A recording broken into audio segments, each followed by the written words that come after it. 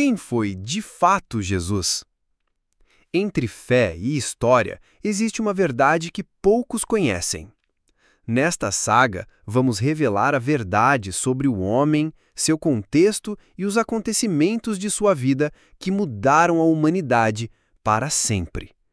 Bem-vindo à jornada da verdadeira história de Jesus. Estou voltando para o Éden outra vez.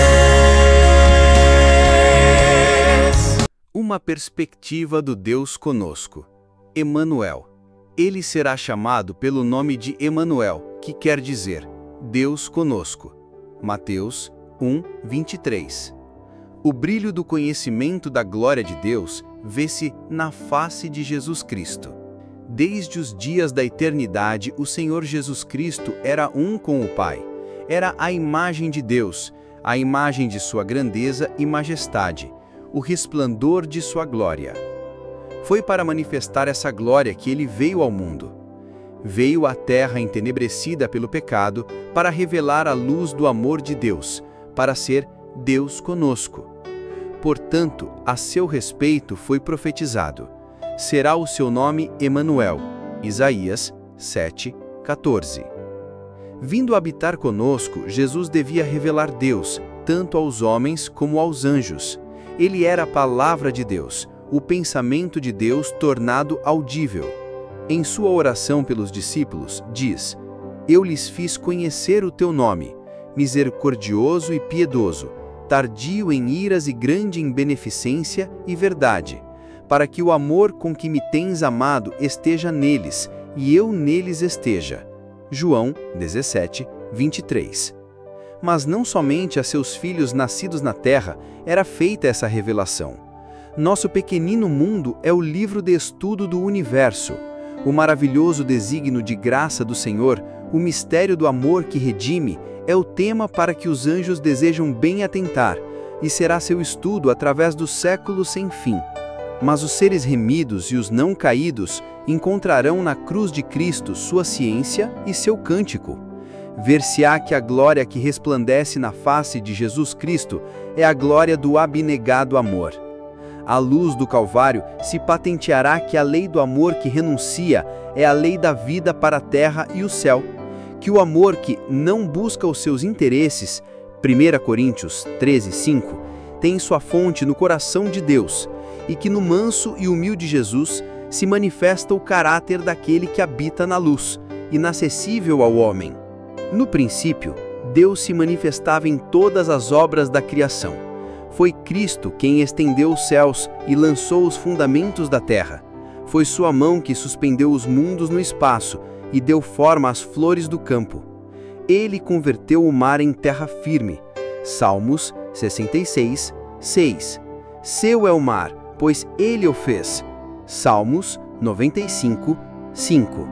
Foi ele quem encheu a terra de beleza e de cânticos o ar.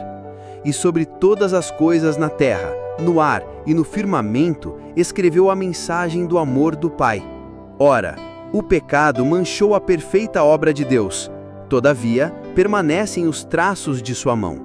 Mesmo agora, todas as coisas criadas declaram a glória de sua excelência. Não há nada, a não ser o coração egoísta do homem, que viva para si.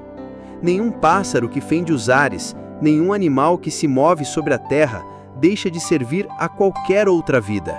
Folha alguma da floresta, nem humilde haste de erva é sem utilidade. Toda árvore, arbusto e folha exalam aquele elemento de vida sem o qual nem homem nem animal poderia existir. E animal e homem servem por sua vez a vida da folha, do arbusto e da árvore. As flores exalam sua fragrância e desdobram sua beleza em bênção ao mundo. O sol derrama sua luz para alegrar a 1000 mundos. O oceano, a origem de todas as nossas fontes, recebe as correntes de toda a terra, mas recebe para dar. Os vapores que lhe ascendem ao seio caem em chuveiros para regar a terra a fim de que ela produza e floresça. Os anjos da glória acham seu prazer em dar amor e infatigável cuidado a almas caídas e contaminadas. Seres celestiais buscam conquistar o coração dos homens, trazem a este mundo obscurecido pela luz das cortes em cima, mediante um ministério amoroso e paciente, operam no espírito humano para levar os perdidos a uma união com Cristo, mais íntima do que eles próprios podem avaliar. Volvendo-nos, porém, de todas as representações secundárias, contemplamos Deus em Cristo. Olhando para Jesus, vemos que a glória de nosso Deus é dar. Nada faço por mim mesmo, disse Cristo. O Pai que vive me enviou, e eu vivo pelo Pai. Eu não busco a minha glória, mas a daquele que me enviou. Manifesta-se nestas palavras o grande princípio que é a lei da vida para o universo. Tudo Cristo recebeu de Deus, mas recebeu-as para dar. Assim, nas cortes celestes, no seu ministério por todos os seres criados, por meio do amado Filho, flui para todos a vida do Pai. Por meio dele, ela volta em louvor e jubiloso serviço a uma onda de amor, a grande fonte de tudo. E assim, por meio de Cristo, completa-se o circuito beneficente, representando o caráter do grande doador, a lei da vida. No próprio céu foi quebrada essa lei. O pecado originou-se na busca dos seus próprios interesses. Lúcifer, o querubim cobridor, desejou ser o primeiro no céu. Procurou dominar os seres celestes, afastá-los de seu Criador e receber-lhes, ele próprio, as homenagens. Portanto, apresentou falsamente a Deus, atribuindo-lhe o desejo de exaltação própria. Tentou revestir o amoroso Criador com suas próprias más características. Assim, enganou os anjos. Assim, enganou os homens. Levou-os a duvidar da palavra de Deus e a desconfiar de sua bondade. Como o Senhor seja um Deus de justiça e terrível majestade, Satanás os fez considerá-lo como severo e inclemente. Assim arrastou os homens a unirem-se com ele em rebelião contra Deus, e as trevas da miséria baixaram sobre o mundo. A terra obscureceu-se devido à má compreensão de Deus. Para que as tristes sombras pudessem ser iluminadas, para que o mundo pudesse tornar-se ao Criador, era necessário que se derrubasse o poder deceptor de Satanás. Isso não se podia fazer por força. O exercício da força é contrário aos princípios do governo de Deus. Ele deseja somente o serviço de amor, e o amor não se pode impor, não se pode conquistar por força ou autoridade. Somente o amor desperta o amor. Conhecer a Deus é amá-lo. Seu caráter deve ser manifestado em contraste com o de Satanás. Essa obra, somente um ser em todo o universo era capaz de realizar. Somente aquele que conhecia a altura e a profundidade do amor de Deus poderia torná-lo conhecido. Sobre a negra noite do mundo devia erguer-se o sol da justiça, trazendo salvação sobre as suas asas. O plano da nossa redenção não foi um pensamento posterior, formulado após a queda de Adão. Foi a revelação do mistério que desde tempos eternos esteve oculto. Foi um desdobramento dos princípios que tendem desde os séculos da eternidade sido o fundamento do trono de Deus. Desde o princípio, Deus e Cristo sabiam da apostasia de Satanás e da queda do homem mediante o poder deceptor do apóstata. Deus não ordenou a existência do pecado, previu-a, porém, tomou providências para enfrentar a terrível emergência. Tão grande era o seu amor pelo mundo, que consentiu em entregar seu Filho unigênito, para que todo aquele que nele crê não pereça, mas tenha a vida eterna. Lúcifer dissera: subirei ao céu, acima das estrelas de Deus exaltarei o meu trono, serei semelhante ao Altíssimo. Isaías 14, 13 e 14. Mas Cristo, sendo em forma de Deus, não teve por usurpação ser igual a Deus, mas aniquilou-se a si mesmo, tomando a forma de servo, fazendo-se semelhante aos homens. Filipenses 2, 6 e 7. Foi um sacrifício voluntário. Jesus poderia haver permanecido ao lado de seu Pai.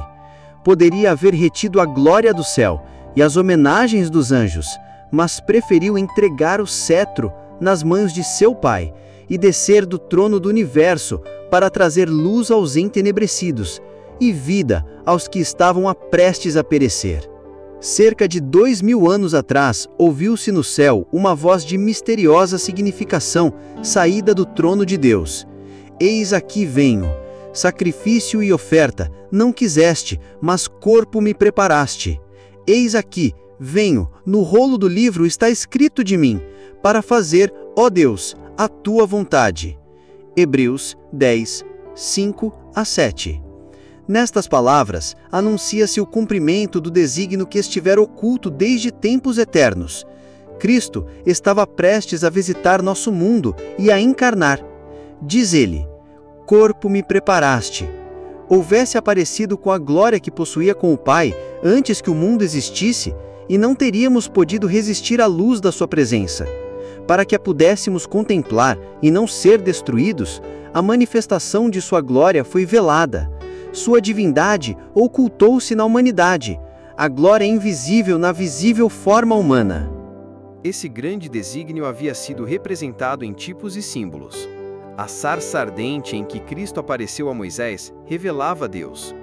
O símbolo escolhido para a representação da divindade foi um humilde arbusto que, aparentemente, não tinha nenhuma atração. Abrigou, porém, o infinito. O Deus todo misericordioso velou sua glória num símbolo por demais humilde, para que Moisés pudesse olhar para ela e viver. Assim, na coluna de nuvem de dia e na de fogo à noite, Deus se comunicava com Israel, revelando aos homens sua vontade e proporcionando-lhes graça. A glória de Deus era restringida e sua majestade velada, para que a fraca visão de homens finitos a pudesse contemplar. Da mesma maneira, Cristo devia vir no corpo abatido, Filipenses 3:21, semelhante aos homens. Aos olhos do mundo, não possuía beleza para o desejarem. E, não obstante, era o encarnado Deus, a luz do céu na terra. Sua glória estava encoberta, sua grandeza e majestade ocultas, para poder atrair a si os tentados e sofredores. Deus ordenou a Moisés acerca de Israel: e me farão um santuário, e habitarei no meio deles. Êxodo 25:8. E habitou no santuário, no meio de seu povo. Durante toda a fatigante peregrinação deles no deserto, o símbolo de sua presença os acompanhou. Assim, Cristo estabeleceu seu tabernáculo no meio do nosso acampamento humano. Estendeu sua tenda ao lado da dos homens, para poder viver entre nós, e tornar-nos familiares com seu caráter e vida divinos. O Verbo se fez carne e habitou entre nós, e vimos a sua glória como a glória do unigênito do Pai, cheio de graça e de verdade. João 1,14. Desde que Cristo veio habitar entre nós, sabemos que Deus está relacionado com as nossas provações e se compadece de nossas dores. Todo filho e filha de Adão pode compreender que nosso Criador é o amigo dos pecadores, pois, em toda a doutrina de graça, toda a promessa de alegria, todo ato de amor, toda a atração divina apresentada na vida do Salvador na terra, vemos Deus conosco. Satanás apresenta a divina lei do amor como uma lei de egoísmo. Declara que nos é impossível obedecer aos seus preceitos. A queda de nossos primeiros pais, com toda a miséria resultante, ele atribui ao Criador, levando os homens a olharem a Deus como o autor do pecado, do sofrimento e da morte. Jesus devia patentear esse engano. Como um de nós, cumpria-lhe dar exemplo de obediência. Para isso, tomou sobre si a nossa natureza e passou por nossas provas. Convinha que em tudo fosse semelhante aos irmãos. Hebreus 2,17. Se tivéssemos de sofrer qualquer coisa que Cristo não houvesse suportado, Satanás havia de apresentar o poder de Deus como nos sendo insuficiente. Portanto, Jesus, como nós, em tudo foi tentado. Hebreus 4,15. Sofreu toda a provação a que estamos sujeitos, e não exerceu em seu próprio proveito poder algum que nos não seja abundantemente facultado. Como homem, enfrentou a tentação, e venceu-a no poder que lhe foi dado por Deus. Diz ele: deleito-me em fazer a tua vontade, ó Deus meu. Sim, a tua lei está dentro do meu coração. Salmos 48. Enquanto andava fazendo bem e curando a todos os afligidos do diabo, patenteou aos homens o caráter da lei de Deus e a natureza de seu serviço. Sua vida testifica ser possível obedecermos também à lei de Deus. Por sua humanidade, Cristo estava em contato com a humanidade. Por sua divindade, firma-se no trono de Deus. Como filho do homem, deu-nos um exemplo de obediência. Como filho de Deus, dá-nos poder para obedecer. Foi Cristo que do Monte Horebe falou a Moisés dizendo: Eu sou o que sou. Assim dirás aos filhos de Israel: Eu sou, me enviou a vós. Êxodo 3,14. Este foi o penhor da libertação de Israel. Assim, quando ele veio semelhante aos homens, declarou ser o Eu sou. O infante de Belém, o manso e humilde Salvador, é Deus manifestado em carne. 1 Timóteo 3,16. A nós nos diz: Eu sou o bom pastor. Eu sou o pão vivo. Eu sou o caminho, a verdade e a vida. É-me dado todo o poder no céu e na terra. A Cristo e Eu sou acham-se ligadas à família da terra e à família do céu. Cristo glorificado é nosso irmão. O céu se acha abrigado na humanidade e esta envolvida no seio do infinito. Diz Deus de seu povo: como as pedras de uma coroa, eles serão exaltados na sua terra. Porque quão grande é a sua bondade e quão grande é a sua formosura. Zacarias 9, 16 e 17.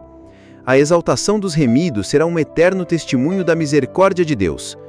Ele há de mostrar nos séculos vindouros as abundantes riquezas da sua graça, pela sua benignidade para conosco em Cristo Jesus. Efésios 2, 7. Para que há de militares, a multiforme sabedoria de Deus seja conhecida dos principados e potestades nos céus, segundo o eterno propósito que fez em Cristo Jesus nosso Senhor. Efésios 3, 10 e 11. Por meio da obra redentora de Cristo, o governo de Deus fica justificado. O Onipotente é dado a conhecer como o Deus de amor. As acusações de Satanás são refutadas e revelado seu caráter. A rebelião não se levantará segunda vez no universo. O pecado jamais poderá entrar novamente no universo. Todos estarão por todos os séculos garantidos contra a apostasia. Mediante o sacrifício feito pelo amor, os habitantes da terra e do céu estão ligados ao seu Criador por laços de indissolúvel união. A obra de redenção será completa. Onde abundou o pecado, superabundou a graça de Deus. A terra, o próprio campo que Satanás reclama como seu, será não apenas redimida, mas exaltada. Nosso pequeno mundo, sob a maldição do pecado, a única mancha escura de sua gloriosa criação, será honrado acima de todos os outros mundos do universo de Deus. Aqui, onde o Filho de Deus habitou na humanidade, onde o Rei da Glória viveu e sofreu. Aqui, quando ele tiver feito novas todas as coisas, será o tabernáculo de Deus, com os homens. Com eles habitará, e eles serão o seu povo. E o mesmo Deus estará com eles, e será o seu Deus. E através dos séculos infinitos, enquanto os redimidos andarem na luz do Senhor, hão de aplaudi-lo por seu inefável dom. Emmanuel, Deus conosco.